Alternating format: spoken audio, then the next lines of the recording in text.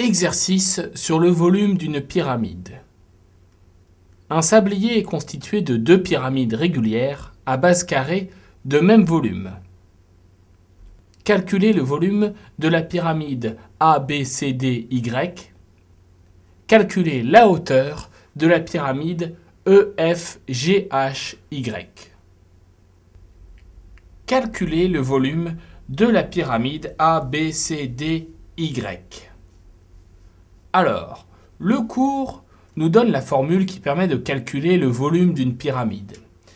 Cette formule, c'est V, le volume, est égal à 1/3 fois B, la surface de la base, fois H, la hauteur de la pyramide. Donc, pour trouver le volume, eh bien, il faut connaître la surface de la base de la pyramide et la hauteur de la pyramide. Alors, comment est-ce qu'on peut trouver la surface de la base et la hauteur de la pyramide? Eh bien, la base de la pyramide, c'est ABCD, qui a 3 angles droits et 2 côtés consécutifs qui sont égaux. Donc, c'est un carré. Donc, la surface du quadrilatère ABCD, qu'on peut appeler grand B, cette surface, sera égale à AB fois BC. AB fois BC. On sait que AB égale 10 cm et que BC égale 10 cm. Donc, grand B égale à 10 fois 10. 10 fois 10, ça fait 100. Donc, grand B égale 100 cm². On a déterminé le grand B de cette formule, qui fait 100 cm². Alors, H, qu'est-ce que c'est? Eh bien, dans la pyramide ici, H, c'est la longueur de la perpendiculaire à la base qui passe par le sommet principal, c'est-à-dire que c'est IY.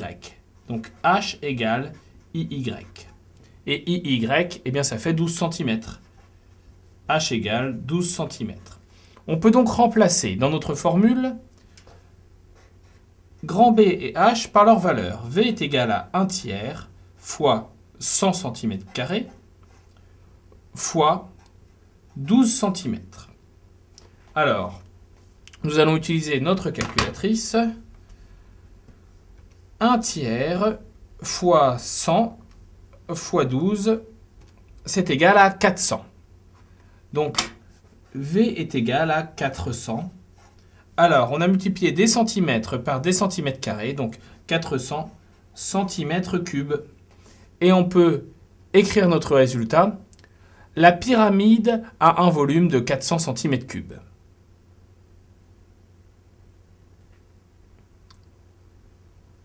Calculez la hauteur de la pyramide EFGHY.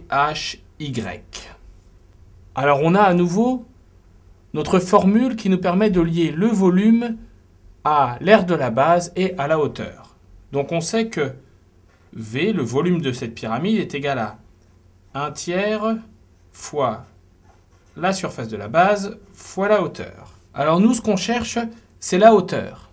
Donc, si on arrive à déterminer le volume et la base, on devrait pouvoir calculer la hauteur. Alors, le volume, est-ce qu'on le connaît?